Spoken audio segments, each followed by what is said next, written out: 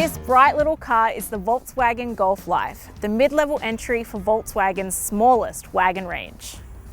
It's really one of the only small wagons on the market, but it competes with other large wagons like Škoda's Octavia and the Mazda 6 and provides a good alternative for the SUV. It has the sporty vibes of its hatch sibling, but does it offer more than just space? I've been driving it for the last week with my family of 3 to find out. This video will be split into chapters, and here are the time codes. If there's something you like, you can skip ahead or use the markers on the YouTube timeline. My written review will be on the CarsGuide site, but if you're on YouTube, please like and subscribe and hit that bell icon to stay on top of our latest videos. With a price tag starting at under $40,000 before on-road costs, this is a well-priced option offering some pretty cool tech inside. It's got 17-inch alloy wheels, LED lights, as well as built-in sat-nav. I mean, for the price, there's quite a bit of car here. It looks crisp and fresh. I love the slim lights as well as the pointed nose.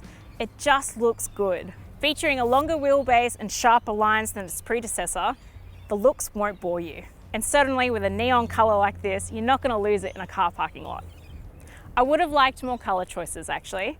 Besides this mellow yellow, which is about $900 extra, the colors are all a bit muted.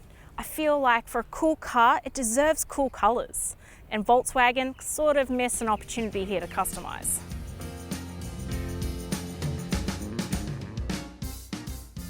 Okay, there's an almost eclectic mix of high-tech and base model styling in here that sometimes threw me. You have this sexy digital dash and soft touch pads in place of buttons, but then it's coupled with the hard plastics and cloth seats. I don't dislike it, but even after a week, I'm still trying to get used to it.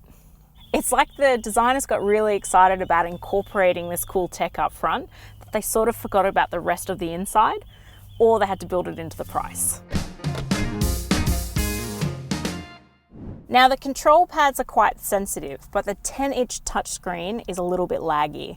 Not an awesome combination when you're trying to organize the climate control on the highway. Now these buttons here are not backlit, so at night time it's a guess as to what you're pressing. But it does have wireless Apple CarPlay and Android Auto. Now speaking of nighttime, this is when the design really shines through. You have this beautiful ambient lighting in here that gives it some serious cool kid cred. Now you can apparently change the ambient light 10 different ways, but I couldn't figure out how to do it. The little gear shifter is a bit odd, but I like how the parking brake is located in the same spot, because often it's on the right-hand side of the steering wheel and it can be a bit disjointed to use. The storage up front is compact. The center console is small, but height adjustable, which I really like. You have a shallow glove box up front, as well as storage bins in each door. You also have 2 cup holders up front. One is retractable, which is really handy, as well as a bottle holder in each door. You have 2 USB-C ports up front, as well as a wireless charging pad for a smartphone, and this random spot here, which I presume is for your phone, keys, or a pen. It's not really large enough for much else. There's also a 12-volt port up front as well, just in here. Now the seats are pretty comfortable and wide. They also adjust manually, but they have an adjustable manual lever for lumbar support, which I really needed. Now cloth seats are fine, but I personally prefer vinyl or leather because I have a very grubby 5-year-old little boy. There's good space back here. You've got great leg and headroom, and my 6'1" father sat back here very comfortably. Now with a car seat installed, it does feel a little bit narrow in here. I don't think you'd be able to get 2 adults sitting side by side with a car seat in here as well. I like how the middle armrest has a through storage space. It makes it really handy when you have longer equipment like skis or garden poles or whatnot. And so long as it's secured safely, this is a great feature. You have 2 ISOFIX points in this row, as well as 3 top tethers, but realistically, you're only going to really fit 2 car seats in here at any one time. It's easy to fit a car seat in here, and the lower height of the vehicle made it easy for my son to just scramble in on the school run. Now the middle armrest does have 2 cup holders, as well as a bottle holder in each door. You have the map pockets behind the seat, as well as these cool device holders as well. You have 2 USB-C ports in the back here for connectivity, as well as climate control, but not fan control. That one's up front. Now it's basic, but still really comfortable back here. I think even an adult would be comfortable in this on a longer trip. The boot is a highlight. With the second row up, you get 611 litres worth of space. You can reposition the floor to make it deeper, but I had a car seat and shopping back here with ample room. There are manual levers to push the second row down, and that ramps up that space to 1,642 litres, which is great. You have a 12-volt port as well as anchor points to hold down luggage. I like that it's got the removable cargo blind and cargo partition net. It just makes it a bit safer so things don't fly forward in the event of an accident. Now with all this space, you do compromise. You've got a space saver tyre underneath the floor here. And my pet favourite, a power tailgate. The Life has a 1.4 litre 4-cylinder petrol turbocharged engine with an 8-speed auto that makes it a very smooth ride. It's definitely quick off the mark, and I felt like I was driving a much smaller car when I was zipping through city traffic. It's a wagon in size, but not in experience. The Fun Ride does compromise on sound quality though, because you do get a bit of road noise in this, particularly on wet or gravelly roads where you can really hear it on the underside of the car and on the driver's door. In average conditions, this won't intrude too much, but it's something to consider if this is going to be the road tripper. This has a reversing camera and front and rear sensors.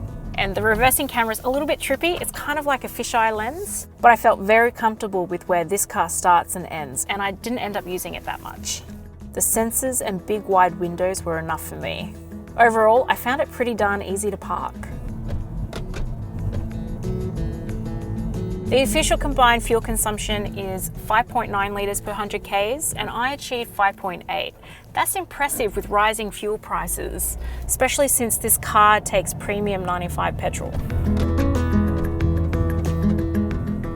The Golf has all the important safety and tech features available, as well as the new driver assist system, which was particularly interesting on longer trips because it monitors the cars around you as well as yours for lane departure, lane keeping, and collision avoidance. It has this smart steering wheel which monitors when you're not holding it firmly and alerts you if you're not with a sound and badge on the dash. The Golf has a maximum ANCAP safety rating of 5 stars and was tested in 2019. It has an impressive 8 airbags, including an airbag that covers the back seat, but it is lacking the center airbag that's being seen on newer models.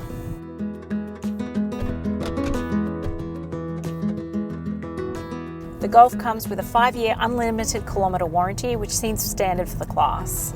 It has cap price servicing over 5 years, averaging $429 per service, but isn't as competitive as it could be. Servicing intervals are 15,000 kilometres or 12 months, whichever comes first.